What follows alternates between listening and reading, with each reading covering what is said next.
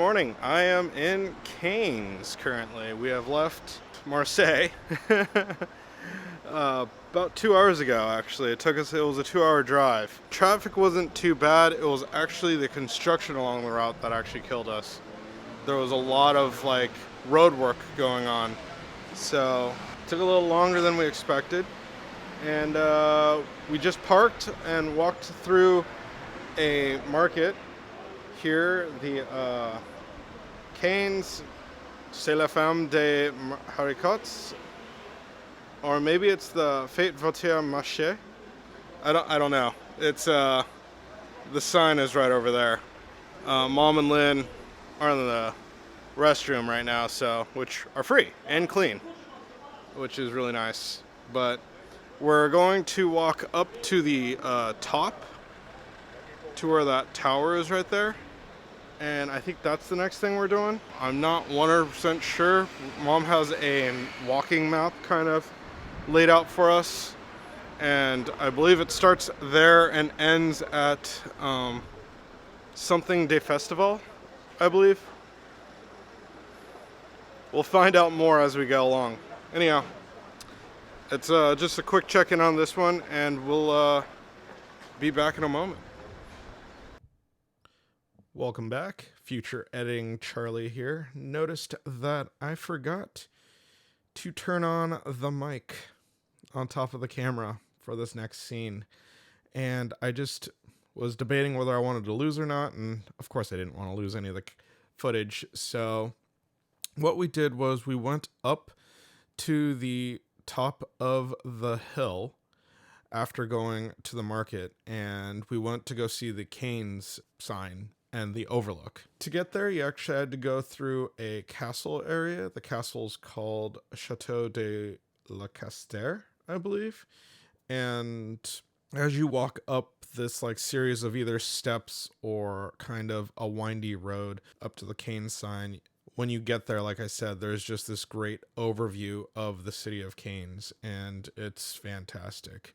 Now, on the way back to the Le Festival area, we actually passed by the famous movie theater with the huge mural on the side of it. It's Les Murs Paints, Cannes Cinema, I believe is the name of the place. And it just has all sorts of different paintings, or it's one large mural of all sorts of different movie stars. I believe Charlie Chaplin's on there, Marilyn Monroe perhaps, and quite a few others. But it is a very well maintained and painted mural on this cinema, which is pretty awesome. And it's literally on the walk from the Cannes sign to the casino and Le Festival area.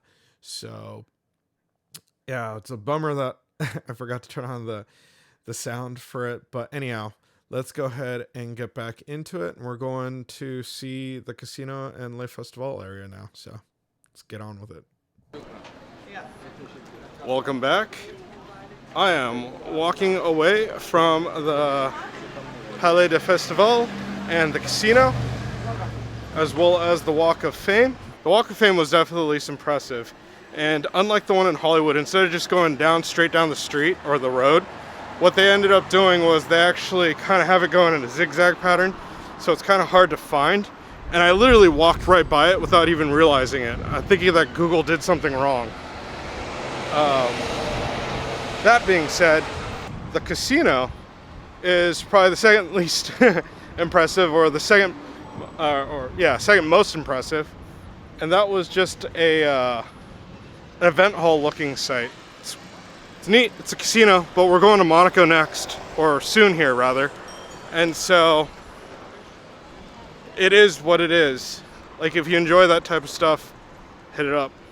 And then lastly is the Palais de Festival, which I actually didn't know. That's where they held their the Cannes Film Festival. That's really cool. And in the tourism office inside of the Palais de Festival, there's actually footage of people walking the red carpet and whatnot.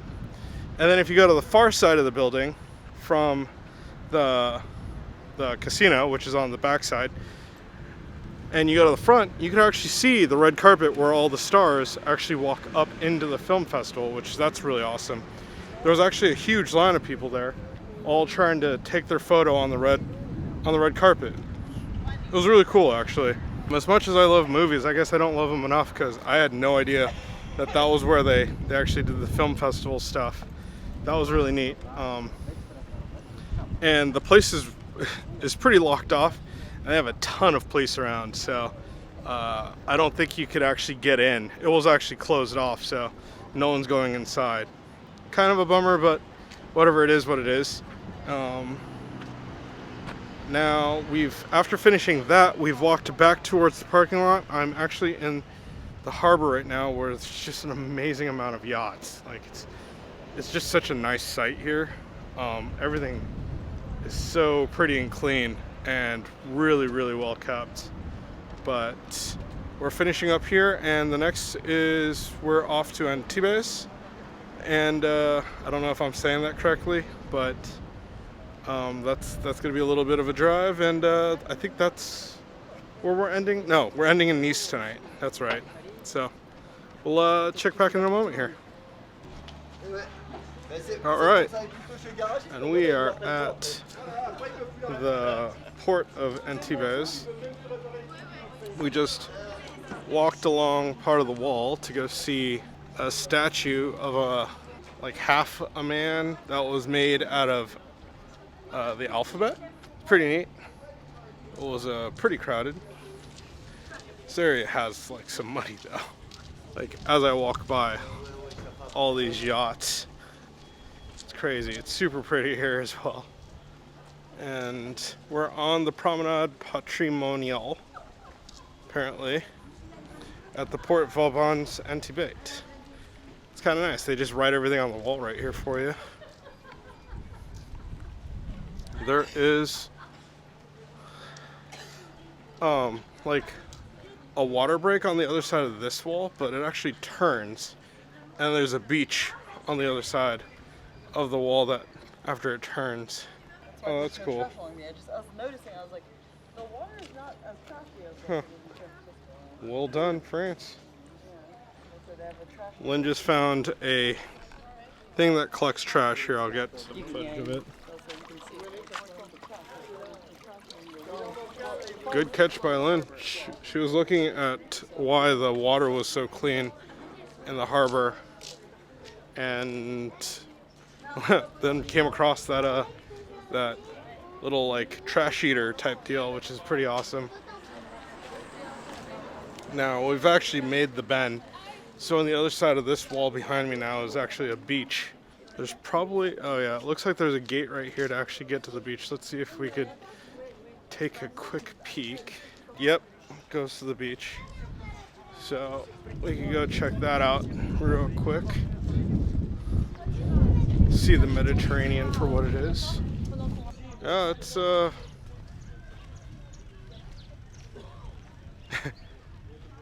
it's not impressive. Let's just put it that way.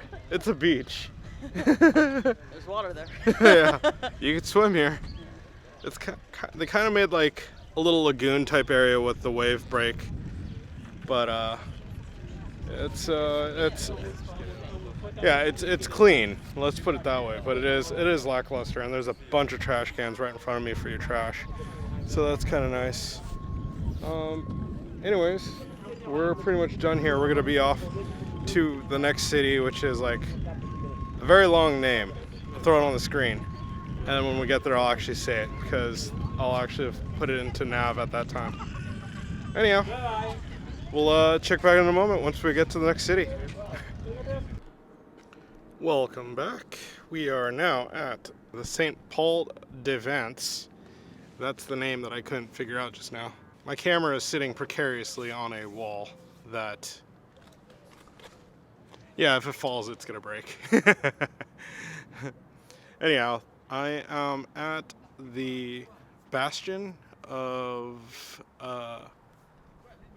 no, not bastion. I am upon the ramparts of a wall that was to overlook the ocean, as well as they called it the hinterland. I don't know what that actually means, but it's a really great view from here. It is also one of the oldest medieval towns on the Riviera, which is pretty awesome. And the town is fantastic. It's currently known for having a ton of modern art museums, which it does. Kind of just walked right by those without really paying attention to them. It also has a ton of little like cafes and stuff that you could like stop by and get some ice cream or hot dogs or coffee or wine or beers. And the view from the town is spectacular. And you could see off in the distance the Mediterranean Sea as well as the like the city that surrounds it, which I guess that's the hinterland. I don't know. Like when I read it, I was totally confused as to what it was. Other than that, it's been just a very pleasant walk around, going up and down really well paved roads. Typically, you're used to having those like cobblestone roads, but the cobblestone here is far smaller than the cobblestone at any other place, and like set in a good way to where it's not actually painful to walk on. I don't know how to describe it, but we've done a loop. I think we're pretty much finishing up here. It's what, like 6 o'clock now, and we're finally going to be on our way. It's 5:30. We're finally going to be on our way to Nice, and I think we're checking into the hotel to drop off our luggage, and then we're going to the old town to go get some dinner. And I think that's it for the night, but we'll see what happens when we get there. Oh, also, this place is super well forested. Like, the nature in this area is fantastic as well. So, overall, real good time. They still have tidbits of, like, historical buildings and whatnot left. Probably if I wanted to go with the quote-unquote worst part about this, or, like, the saddest part, really, is that a ton of the stores here are à vendre, which I'm guessing means either for sale, to let, or to rent, something along those lines, because they're empty and they have a big sign on the door that says that they're for sale, is kind of what I guess that to be. It's not just the shuttered places, but a lot of the places that are currently open actually have that over their door as well. It's really heartbreaking to see such like a great looking place have so many places going under. Like, and it's not for a lack of people. There are a ton of people here. Like when I was walking the halls, it's really hard to get the ebb and flow of taking a photo without anybody else in it. I don't know if that makes any sense, but when you're traveling, particularly like I do, or when mom's with me, when we're on the go, it's typically like you get to a spot, you set up, you wait a second, and then everybody exits the room. People tend to gather together in like touristy spots, and then they all walk as like a herd of sheep. And then once they get out of that area, you can actually go back and take a photo without anybody in your way, which is kind of awesome. It makes the place look empty, and I've done it all over so far, to the point where friends are asking, "Is nobody there? Are there no tourists?" No, it's packed. Like France is doing pretty well for tourism currently. Like it's coming back alive. Like, and you can see it. Other than that, like it's funny to see the vendors all come out and try to entice people to come into their stores with like, try my truffle oil, try the scent of perfume or whatever, take a whiff of it, and they're really trying, because then you look inside and it's like just dead empty. And I feel that mom, strangely enough, is really trying to help a lot of the shops here. She keeps going in, she keeps shopping, she keeps buying stuff, and it's like, it's great. I don't know what to buy because I take video and take photos typically, and I don't really have all that much that I want to purchase. Maybe I'll buy a mug before I leave. I forgot to do that in Korea. Anyhow, this is getting long, so I'm going to go ahead and cut it short here, but if anything pops up, I'll come back. Other than that, we're off to, I believe, Nice after this. All right, see you in a second. All right, and we are standing in the middle of our hotel room, or my hotel room, in Nice now. We've left Saint Paul de Vence, and made the long drive over to Nice. It's not that long. It's like 40 minutes. There was some traffic, but whatevs. It wasn't killer. And we've entered the city. The city it looks a lot like Marseille. So Mom's not digging it already. And then we just found out that the air conditioner that's right behind me has been turned off for heating only currently. So she's not too thrilled about that either. Although the room is pretty cool. There are 3 rooms, and I'll actually go into that on the room tour here in a second. But we've officially like unpacked and everything, and then we went to go get dinner at a place called Cru Thai, and surprisingly, really good Thai food. It was our first good Asian food experience here in France. The flavor was good, the portions were a bit off, so I think that one of the things that I'm hoping that we'll be able to do is find in Paris one that's kind of the best of all worlds. So good food and good portions. But that being said, why don't we go ahead and hop into the room tour? We'll go ahead and start outside. All right, let me change the camera angle. All right, so this is the hallway that leads to our room. We are in room 504. It is a key card room. There is no spring on the door, so I could actually just leave it open like that. And as we come in, there is an air conditioner, which is the first thing that you see, aside from the fact that there are 3 rooms, which that's pretty awesome. This is going to be my room with the full-size bed, I believe it's called. It looks like a queen. That might actually be a queen. And it also has a coat hanger, a safe, the shelves, a little crawl area over there. I don't know what that is for. That is pretty crazy. And then a view of the station being worked on. That is the main station here of Nice. And as we go back, we have a mirror. And I'm going to mention it here because I realized that some places don't actually have a TV. This one has a massive TV. And then in the room with the air conditioner, we also have a refrigerator and a hot water kettle. This room across from mine is the restroom or bathroom. And here we go. Towel dryer.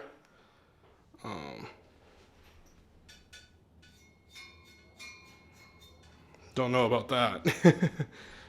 But we have our standard bathtub and shower, and then the toilet behind here.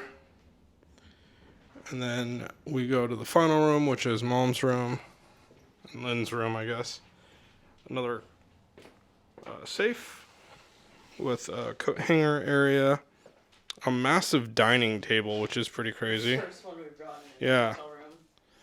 And then as we go around, they also have a massive TV. And then 2 single beds. Then Mom's using the table as her luggage holder right now. And then we have a few mirrors over here.